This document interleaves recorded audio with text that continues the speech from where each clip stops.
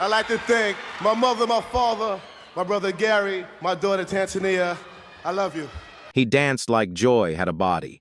Every step, every spin, every glide seemed to light up the stage without him saying a single word. Troy Dixon, known to his brothers as Trouble T.R.O.Y, wasn't the rapper, he wasn't the one on magazine covers, and he didn't spit the bars that made the crowd shout. But without him, Heavy D and the Boyz would never have been the same. In an era where hip-hop was carving its identity, Troy gave it movement, bounce, and soul. He was the heartbeat that made audiences feel the music, not just hear it. Yet when tragedy struck, the world barely blinked. In the summer of 1990, everything stopped. At just 22 years old, T.R.O.Y fell from a hospital balcony in Los Angeles. No foul play, no scandal, just a sudden silence where there had once been rhythm. His death wasn't splashed across headlines. There were no candlelit vigils televised, no endless tributes filling the airwaves, just whispers, a few magazine lines, and grief that never made it to the mainstream. But silence can speak volumes. Why was one of hip-hop's most vibrant spirits so quickly forgotten? How could the dancer who lit up every stage with Heavy D be reduced to a footnote? And how did that single accident inspire a song that still moves generations to this day? This is the story of T.R.O.Y joy in motion, taken too soon, yet immortal in rhythm. Long before his name would be etched into hip-hop history, not for a verse, but for a tragedy, Troy Dixon was just another kid running through the streets of Mount Vernon, New York. Located just north of the Bronx, Mount Vernon was its own small kingdom of rhythm and soul, a place where ambition and hunger were part of daily survival. It was a community that produced legends actors like Denzel Washington, producers like Pete Rock, and of course, a husky kid with a wide, infectious grin named Dwight Myers, who the world would later know as Heavy D. But before the fame, before Uptown Records, before music videos and world tours, there was just a boy named Troy, and you couldn't miss him. He wasn't loud. He wasn't the kind of kid who dominated conversations or fought for attention in crowded rooms. Instead, his body spoke louder than his voice ever could. At school assemblies, at house parties, and on concrete sidewalks, Troy's body seemed to be possessed by joy itself. Whenever the music hit, he moved like it lived inside his bones. He wasn't trained. He hadn't studied choreography. But he had that intangible energy that made people stop in their tracks. His pop and lock had a looseness that looked effortless, yet somehow he hit every beat with uncanny precision. Some kids studied breakdancing. Troy simply embodied it. His dancing wasn't just about skill, it was about spirit. He cracked jokes, laughed with his whole body, and hyped up his friends until the whole block felt lighter. Mount Vernon was tight-knit, and word about Troy's gift spread quickly. Teachers noticed. Adults smiled when he broke out his moves. Kids followed him, hoping to borrow a little of that magic. And it wasn't long before his energy pulled him into the orbit of others who shared the same fire. Among them was Dwight Myers. Heavy D was already dreaming bigger than most kids on the block. He had the pen, the vision, and a booming voice that carried the kind of charisma destined for stages beyond the neighborhood. Alongside Dwight was Glenn Parrish, known as G Wiz, another kid with rhythm stitched into his DNA. Eventually, the circle widened to include Eddie Farrell, later known as Eddie F. Together, these boys were more than friends. They were brothers, bound by food shared when money was tight, by beats traded on cheap cassette decks, and by long talks about what life might look like beyond the streets of Mount Vernon. For Heavy, the dream was clear. He wanted to rap. He wanted to take words and turn them into music that moved crowds. He wanted to climb stages and prove that a kid from Mount Vernon could change the sound of New York. But even he knew he needed more than rhymes. He needed presence. He needed energy. He needed a spark. And that's where Troy came in. Troy wasn't chasing fame. He wasn't writing verses or thinking about record deals. He wasn't imagining his name in lights. He simply loved to dance. He loved the way movement felt like freedom, how it made the people around him smile, how it turned an ordinary afternoon into a celebration. But when his brothers started shaping what would become Heavy D and the Boyz, Troy jumped in without hesitation. Not because he wanted the spotlight, but because he believed in them, and they believed in him. In those early rehearsals in basements and backyards, it became clear. Heavy D brought the sound, but Troy brought the soul. He was more than a dancer. He was the glue, the morale booster, the spark that made everything shine a little brighter. When the crew moved together, they moved as one. and Troy's energy made the chemistry undeniable. Even then, before record labels and cameras, Troy's influence could be felt. He had a way of reminding his friends why they started in the first place. When ambition threatened to overshadow joy, he cracked jokes and pulled everyone back to the moment. When exhaustion weighed heavy, he broke into an impromptu routine that made everyone laugh until their stomachs hurt. He was more than movement. He was morale. Growing up in Mount Vernon, life wasn't easy. The streets bred hustle and hunger in equal measure. But in Troy, that environment sparked light rather than bitterness. He carried himself with a natural humility, never demanding attention but somehow always commanding it. While other kids dreamed of being stars, Troy dreamed of being present with his friends, in the music, in the movement. And that was perhaps his most defining trait, his selflessness. He didn't need to be front and center. He didn't need his name on the marquee. He was content being part of something bigger, a brotherhood that was already beginning to shape the sound and feel of late 80 seconds hip-hop. Looking back, it's almost poetic that Troy became known as the heartbeat of Heavy D and the Boyz. A heartbeat is rarely seen, rarely recognized, but it is felt. It gives life to everything else, quietly, powerfully, and without fanfare. That was Troy. By the mid-1980 seconds, the crew was inseparable. They weren't just performing, they were growing together, dreaming together, and carrying each other through the challenges of adolescence in a world that didn't often make space for young black men to thrive. They weren't chasing fame as much as they were chasing joy, and with Troy in the mix, joy was never far away. The boy who once turned sidewalks into stages was now part of a crew that would redefine what hip-hop could look and feel like. He may not have had verses to spit or beats to produce, but what he had was just as vital, an energy that couldn't be taught, a light that couldn't be dimmed, and a movement that made music come alive. Troy Dixon wasn't born for the spotlight. He was born for rhythm. And as Heavy D and the Boyz prepared to take their first steps onto the larger stage, Troy's dancing would become more than just background. It would become the pulse of a generation learning to smile, move, and celebrate through hip-hop. By the mid-1980 seconds, hip-hop was shifting. The streets of New York were echoing with voices that spoke of grit, survival, and politics. The sound was raw, uncompromising, a reflection of life on the margins. But in Mount Vernon, something different was stirring. Among the concrete sidewalks and corner stores, a new energy was forming, one that would inject color, fun, and a spirit of celebration back into a genre that was quickly hardening. At the center of it stood a brotherhood: Heavy D, G-Wiz, Eddie F., and Trouble T.R.O.Y. Their group wasn't the product of auditions or executive boardrooms. It was born in basements, schoolyards, and late-night jam sessions where kids with big dreams pieced together their sound and style. The chemistry was undeniable. Heavy D had the booming voice and charismatic flow. Eddie F. had the sharp ear for production. G-Wiz brought resilience and rhythm, and Troy brought the soul in motion. He wasn't writing lyrics, but his dancing transformed the crew into a spectacle. When they moved together, it wasn't just music, it was an event. In 1986, their raw energy caught the attention of a visionary, Andre Harrell. Fresh off founding Uptown Records, Harrell was looking for acts that could fuse hip-hop with R&B, creating something that felt both authentic and accessible. Heavy D and the Boyz became Uptown's very first signing, the spark that would ignite a movement. For a label destined to shape the sound of urban America, they were the perfect choice. Their debut album, Living Large, arrived in 1987, and did more than announce their arrival, it celebrated it. The record showcased Heavy D's playful, confident delivery, Eddie F's polished beats, and the kinetic stage presence of the dancers. For fans, though, the real magic came alive in the visuals. Music videos and live performances highlighted what set the group apart: the joy, the movement, the bounce. And right in the center of that energy was Troy, flipping, spinning, and electrifying every performance.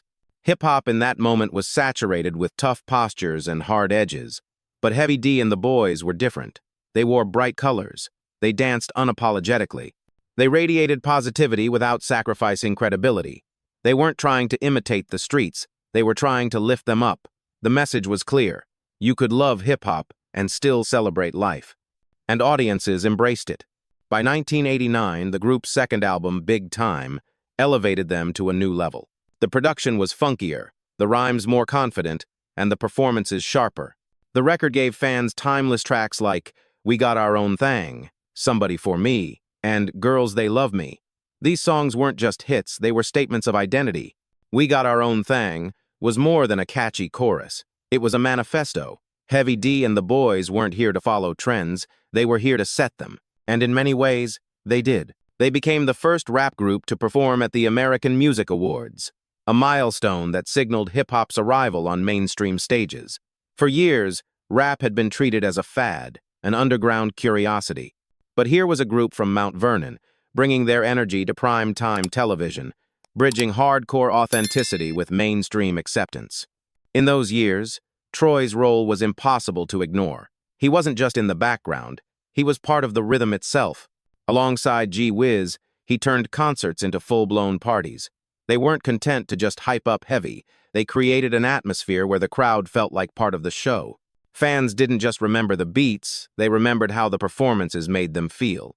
That feeling, that joyful pulse, was Troy's gift. Offstage, the bond was just as strong. The crew traveled together, ate together, and laughed until sunrise. They weren't simply building a brand, they were building memories. Their unity was their superpower. In an industry notorious for ego and infighting, Heavy D and the Boyz stood out as a family, and that energy carried over to the fans. Audiences didn't just see performers on stage, they saw brothers. For Troy, those years were everything.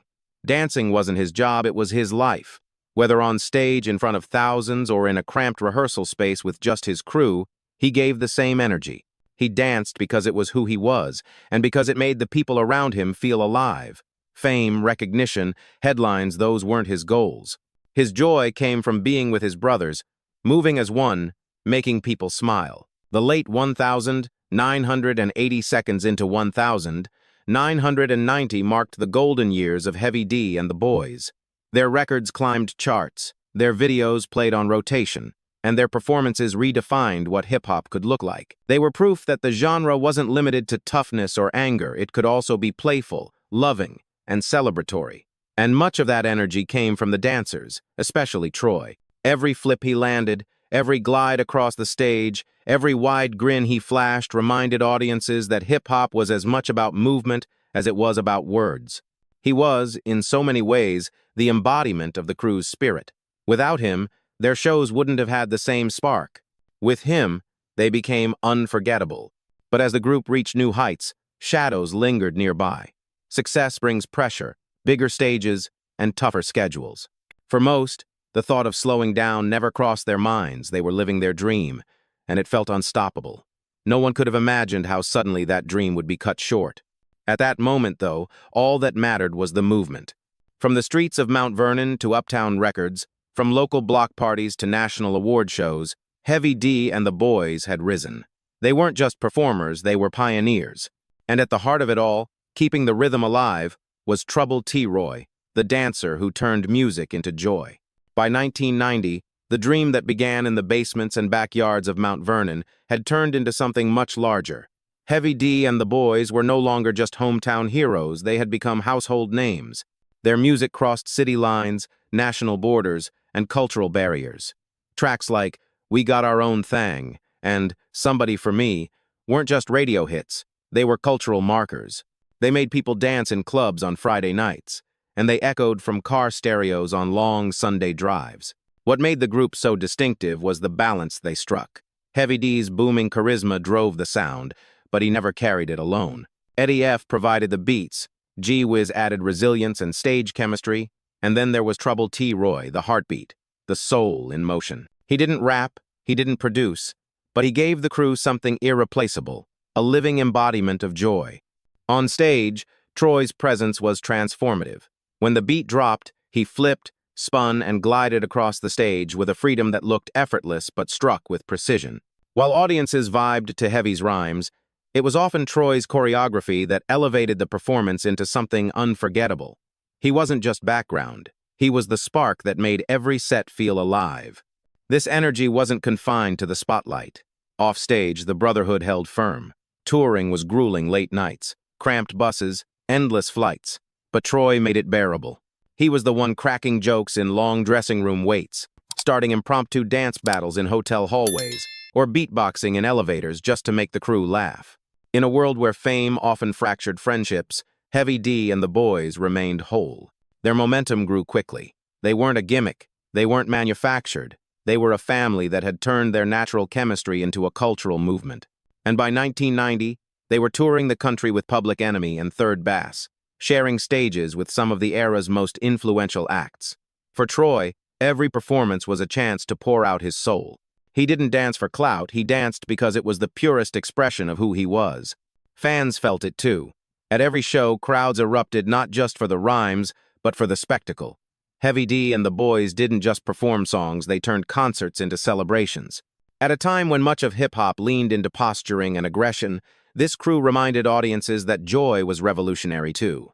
Troy's dancing became a subtle redefinition of masculinity within hip-hop. In an industry dominated by toughness, he brought bounce, humor, and playfulness without fear of ridicule. He showed that strength could live alongside joy, that movement could be both powerful and liberating. For many, it was refreshing.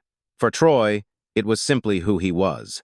The ascent of Heavy D and the Boyz was meteoric, but it wasn't just the records or the recognition that mattered. What set them apart was how much they loved each other, and how much that love spilled into the music.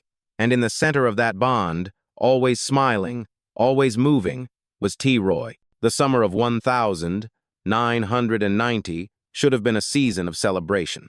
Heavy D and the Boyz were riding high, their second album Big Time cementing them as one of the most exciting acts in hip-hop.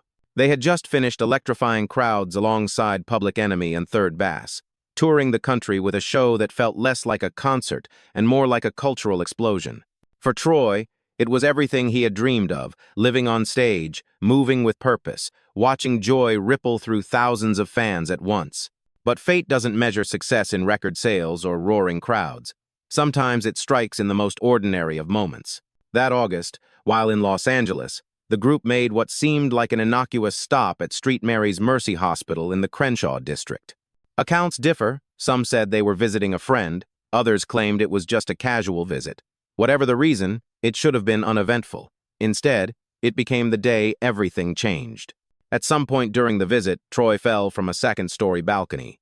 One moment he was laughing, alive, filled with the energy that defined him. The next, he was on the pavement below, motionless. Just like that, the heartbeat of Heavy D and the Boyz was silenced. He was only 22. The reports that followed offered little clarity. Some witnesses said he had been leaning over the railing, waving at someone, when he lost his balance. Others whispered about horseplay gone wrong. A few murmured there might have been a scuffle. In an era before surveillance cameras and cell phone footage, there was no definitive account to rewind, no video evidence to silence speculation. All that remained were fragments, half-told sentences, and an unbearable silence. The Los Angeles Police Department quickly closed the case. It was an accident, they said. No foul play suspected. But for those who knew Troy, the explanation felt incomplete. This wasn't just any young man. This was someone so grounded in his body, so precise in his movements, so in tune with rhythm and space. How could a man who lived through movement lose everything in a single misstep? The unanswered questions lingered, but perhaps what stung most was the world's muted reaction. There were no MTV specials, no national tributes, no candlelit vigils televised on the evening news. Just a few lines in music magazines, a couple of whispers backstage, and then silence. In an industry that paused when rappers were taken too soon, a dancer's death barely made a ripple. Troy wasn't the voice on the track, so his loss didn't fit the media's narrative. Yet for Heavy D and the Boyz, it was devastation. This wasn't just a performer, they had lost a brother, a childhood friend, the glue that bound them together. For Heavy D himself, the pain cut deepest. He and Troy had grown up in the same streets, chased the same dreams, turned their bond into art. On stage, their chemistry was undeniable. Off stage, their brotherhood was unshakable. After the fall, something essential broke. The joy that had once defined the group was muted. They still performed, they still recorded, but the spark was gone. Every stage felt emptier. Every beat carried an echo of what was missing. For fans, the loss was disorienting. One day Troy was there, grinning, flipping, spinning, the embodiment of joy. The next, he was gone. No farewell, no last performance, no chance to say goodbye. Just an empty space where a heartbeat used to live. Even today, the tragedy remains wrapped in shadows. The details never settled. the questions never fully answered. But what everyone agrees on is this. The fall of T.R.O.Y wasn't just the end of a young life. It was the moment hip-hop lost one of its brightest spirits, and the world moved on far too quickly. Grief doesn't always announce itself with loud cries. Sometimes it settles in as silence thick, heavy, and inescapable. For Heavy D and the Boyz, Troy's sudden fall in Los Angeles was more than the loss of a dancer. It was the loss of their anchor, their morale, their living reminder of why they started making music in the first place. To the outside world, Troy had been the man in the background, the one flipping across the stage while Heavy D delivered the verses. But to those who knew him, truly knew him, he was irreplaceable. He wasn't just energy, he was care, humor, and love in motion. Heavy D felt the weight most intensely. He and Troy weren't just bandmates, they were childhood friends. They had grown up in Mount Vernon together, sharing the same sidewalks, the same dreams, the same block parties that taught them rhythm, long before record deals came into the picture. When Troy died, Heavy didn't just lose a performer. He lost the person who had sat beside him in grief, who had carried him through moments of darkness, who could make him laugh even when the world felt unbearable. The memories of Troy's small acts of love became haunting reminders. When Heavy's mother passed away, it was Troy who sat silently by his side for hours, offering presents without demanding words. When G-Wiz injured his ankle during rehearsals, it was Troy who carried his gear and cracked jokes until the pain dulled. When the crew was exhausted on the road, it was Troy who broke into impressions of promoters or managers, transforming tension into laughter. These weren't gestures of performance, they were gestures of family. But now the family had a hole at its center. On tour buses where Troy once clownishly imitated their opening acts, there was silence. In hotel hallways where impromptu dance battles used to erupt, there was only the weight of absence. In diners where he once did the running man by the jukebox while waiting for pancakes, there was only memory. For Heavy D, joy itself became complicated. He had built his image as the overweight lover, the smiling, positive force in hip-hop. But after Troy's death, even his voice carried a different weight. The crew still performed, but the spark wasn't the same. The lights were dimmer, the laughter had edges of sorrow, and though they didn't make public statements about stepping back, the silence spoke louder than any press release. They needed time, but the industry wasn't built to allow healing. Fans who had danced to We Got Our Own Thing couldn't see the wounds backstage. To them, the show went on. But to the group, every performance was a reminder of what was missing. Every set list felt incomplete without Troy's flips, his grin, his spark. Grief reshaped them in quieter ways, too. Heavy D grew more introspective. The public may not have noticed at first, but those close to him knew the difference. The man who once radiated unshakable positivity carried a scar that couldn't be seen under stage lights. The pain extended beyond the group. Pete Rock, a cousin of Heavy D and a fellow Mount Vernon native, was shaken. He had known Troy not just as a dancer but as family. C.L. Smooth, his lyrical partner, had known him too. Their grief would eventually give birth to They Reminisce Over You, Troy. But in those first raw months, there was no song, only absence. In the broader industry, though, life moved on quickly. Dancers weren't headline material. Their names weren't splashed across Rolling Stone or the New York Times. Their deaths didn't prompt primetime tributes. And so, the human cost remained invisible to most, carried only by those who loved Troy personally. That invisibility deepened the wound. It is one thing to grieve a friend, it is another to grieve him while the world shrugs.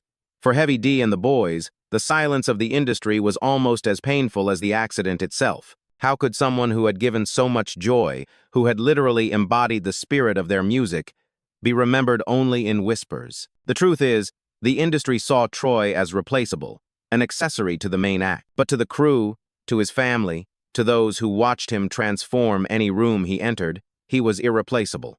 His absence wasn't something they could patch with another dancer or fill with tighter choreography. It was permanent, cutting to the core of who they were as a group. And so they carried on, but differently. Every laugh was tinged with loss. Every performance was shadowed by memory. Every beat reminded them of a heartbeat that had stopped too soon. Grief doesn't vanish. It lingers, reshaping everything it touches. For Heavy D and the Boyz, Troy's death wasn't just a personal tragedy, it was a fracture in their foundation. The music continued, the tours resumed, but the family was never whole again. And behind the smiles, the costumes, and the choreography, there was always the unspoken truth. Without Troy, The joy that once defined them could never be the same. When a rapper dies, the world stops. The news flashes across screens, timelines flood with condolences, award shows dim their lights in tribute, documentaries are made, magazine covers immortalize faces, and murals spring up across city walls. But when a dancer dies, someone whose body spoke louder than words, someone who carried the beat without ever holding the mic, the world is quiet. That silence was the cruelest cut in the aftermath of Trouble T.R.O.Y's fall. Outside of Mount Vernon, outside of hip-hop's tight-knit inner circle, the world barely blinked. There were no headlines in Rolling Stone, no retrospective features in the New York Times, no tear-filled segments on MTV, just a few short lines in trade magazines and whispers passed from one artist to another. The death of Troy Dixon, a man who had given rhythm and spark to one of the most beloved groups of the era, seemed to count for little in an industry that only values the voice at the front of the stage. This wasn't just personal grief, it was systemic erasure. The music industry has always treated dancers like expendable accessories, part of the vibe, part of the image, but rarely honored as artists in their own right. They sweat through rehearsals, flip under the lights, electrify stadiums, and when the night is over, their contributions are swept away like confetti on the floor. For Troy, that disposability became brutal reality. He was gone, and the machine simply moved on. Yet to pretend he was just choreography is to misunderstand what he gave to hip-hop. Troy didn't back up Heavy D, he animated him.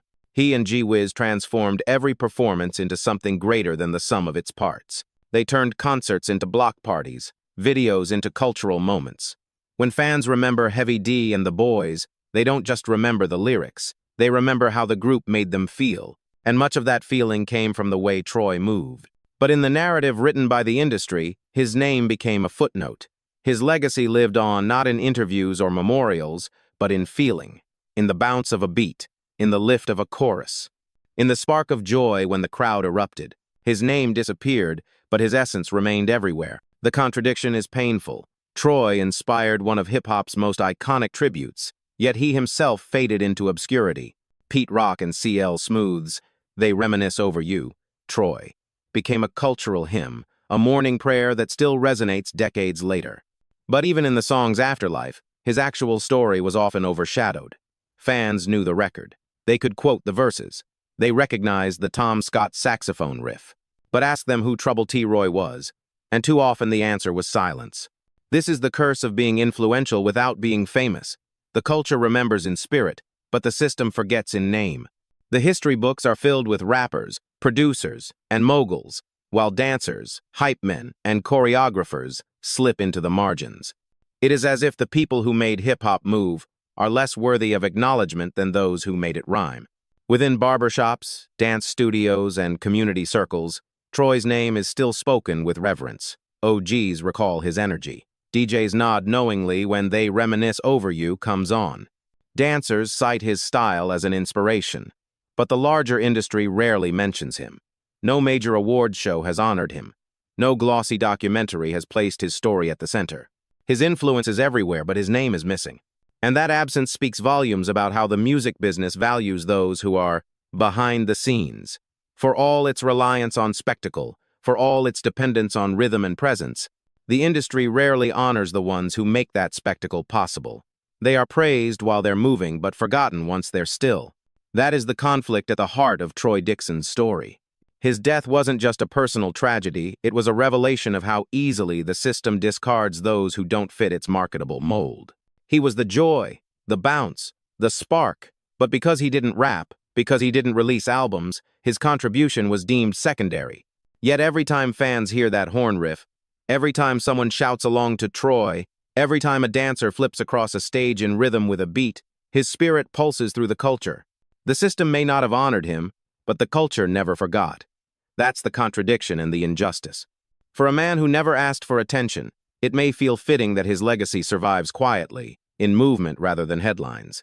But it also raises a haunting question. How many other Troys have we forgotten? How many dancers, hype men, producers, and friends who gave everything to build this culture never got their flowers? The industry didn't say his name, but hip-hop still does.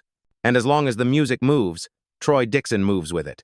2 years after that balcony fall in Los Angeles, the silence surrounding Troy's death was broken not by headlines, not by the industry that had ignored him, but by music. In 1992, Pete Rock and CL Smooth released their debut album Mecca and the Soul Brother. Hidden inside its tracklist was a song that would become one of the most powerful elegies in hip-hop history. They Reminisce Over You, Troy. Pete Rock wasn't just another producer. He was Heavy D's cousin, a Mount Vernon native who had grown up alongside Troy. CL Smooth wasn't just a collaborator. He too had known the man behind the movement. Their grief was personal, carved deep into their lives. And instead of writing long obituaries or chasing media attention, they did what artists do best. They turned pain into music. From the first note, the track felt different. Built on Tom Scott's haunting saxophone riff from Today, the beat was both mournful and uplifting, like a memory suspended between joy and loss. CL Smooth's verses weren't delivered with bravado or aggression. They were soft, reflective, almost prayerful. He wasn't just rapping, he was eulogizing. They Reminisce Over You was about Troy, but it was also about more than Troy. It was about every young black man taken too soon. It was about friends gone before their time, about grief that lingers years after the funeral, about the way memories can both heal and hurt. The you in the title wasn't just one person, it was all of us. And yet at its core, it was a letter to a friend. Troubled T.R.O.Y, the dancer who gave life to every stage he touched. The song struck like lightning. It climbed to #1 on the Billboard Hot Rap Tracks chart. Radio embraced it, fans clung to it, and critics hailed it as an instant classic. But its real power wasn't in its chart position. It was in the ache behind every word, the way it made listeners stop and feel. It wasn't rage, it wasn't bravado, it was mourning, plain and unfiltered. In a genre often pressured to suppress vulnerability, Troy carved out space for raw emotion. Funerals played it, murals quoted it, DJs spun it as a sacred anthem, writers placed it near the top of every greatest hip-hop songs list, Rolling Stone, Complex, The Source. But its reverence wasn't about critics. It was about the people who found themselves in its verses. Those who had lost brothers, cousins, friends, they heard themselves in CL Smooth's words. They carried their own grief through that saxophone loop. For Heavy D and the Boyz, the track was both devastating and comforting. On one hand, it immortalized Troy in music. On the other, it reminded them of the pain they carried daily. But for Pete Rock and CL Smooth, it was necessary. It was therapy. It was their way of saying, we won't let you fade. And so Troy, who never craved the spotlight, who never rapped a single verse, became immortalized in one of the most celebrated songs in hip-hop. His name became an acronym Troy, etched into vinyl, carried across decades. Ironically, the man who never asked for attention ended up inspiring a masterpiece. 3 decades later, the song still resonates. It's sampled, quoted, and referenced by artists like Lupe Fiasco, J. Cole, and Kendrick Lamar. It plays at memorials, in documentaries, and in late-night DJ sets that end with tears as much as applause. Its endurance proves something vital. Grief may fade from headlines, but it doesn't fade from culture. They Reminisce Over You did what the industry refused to do. It gave Troy a voice. Through Pete Rock's beats and CL Smooth's verses, he speaks. He is remembered not just as a dancer, but as a brother, a friend, a heartbeat. The song taught hip-hop that vulnerability is not weakness, that mourning can be just as powerful as bravado, and that sometimes the greatest legacy is born not in life, but in how we are remembered after death. Troy Dixon never sought fame, but through Troy, he achieved immortality. Every time that saxophone plays, every time those verses echo through speakers, his spirit dances again, reminding us that even in silence, some rhythms never stop. They Reminisce Over You, Troy. May have been the immortal elegy, but Troy's legacy didn't end there. His influence pulsed far beyond one track, seeping into how hip-hop moved, how it looked, and even how it defined joy in performance. In the wake of his passing, something shifted in the culture.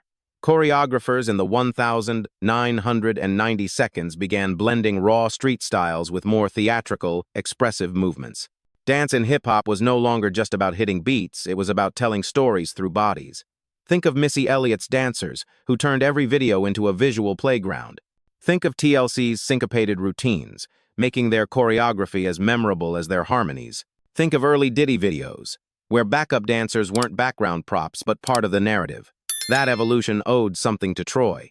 He had shown, on stage with Heavy D and the Boyz, that dance could be central, not secondary, that it could define the spirit of a group.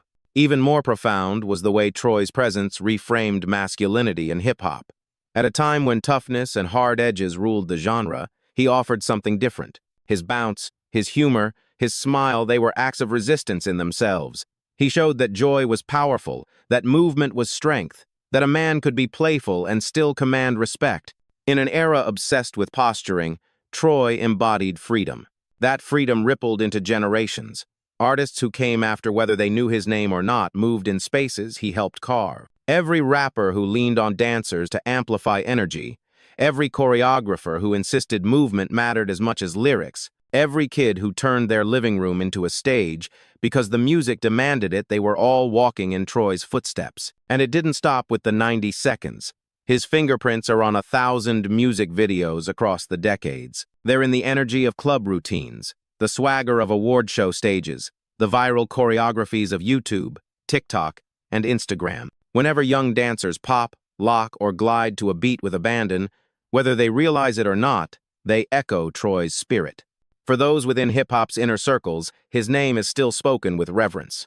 OGs remember him as the glue of Heavy D and the Boyz, the one who made everyone laugh, who lightened every room. DJs nod knowingly when Troy plays, honoring not just the song but the man behind it. In barbershops and dance studios, stories of troubled T.R.O.Y still surface testaments to how much he mattered. Yet in the broader industry, his absence remains glaring.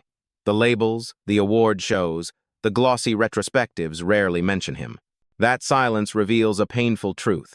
The system benefits from the culture but often neglects to honor its architects. Troy is one of countless unsung heroes whose contributions shaped the feel of hip-hop, yet whose names are too rarely etched into its official history. And so his legacy lives in a paradox.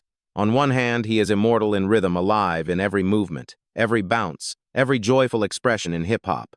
On the other, he remains a ghost in the footnotes, too often overlooked by the very industry that profited from the energy he helped create. But perhaps that paradox is part of what makes his story so resonant. Troy didn't need the mic to be loud. He didn't need headlines to matter. His presence was its own language, a choreography of laughter, humility, and rhythm. He lit up the world around him, not by demanding attention, but by giving joy. Today, when we celebrate the golden age of hip-hop, his name should sit alongside the giants, not because he released hit records, but because he changed the way those records felt. He proved that movement was as essential to the music as any lyric, and in doing so, he left a legacy far bigger than the brief life he lived. As long as hip-hop moves, Troy moves with it. Every beat that makes a crowd rise, every stage that turns into a celebration, every saxophone note from Troy that feels like a heartbeat, his spirit is there. Troubled T.R.O.Y may have left the stage too soon, but the stage never left him. He danced like joy had a body. That's how the story began, and that's how it should be remembered. Troubled T.R.O.Y never needed verses or fame to leave a mark. He lit up the world through movement, through laughter, through the quiet ways he held his brothers together. For Heavy D and the Boyz, he wasn't just a dancer, he was the heartbeat. And when that heartbeat stopped, the silence was deafening. The tragedy of his death was not just in its suddenness, but in the way the world moved on so quickly. There were no televised vigils, no grand memorials. Outside of Mount Vernon and hip-hop's inner circle, his name faded almost as fast as the headlines appeared. Yet in that silence, something eternal was born. Pete Rock and CL Smooth poured their grief into They Reminisce Over You, Troy. And through that song, Troy lives forever.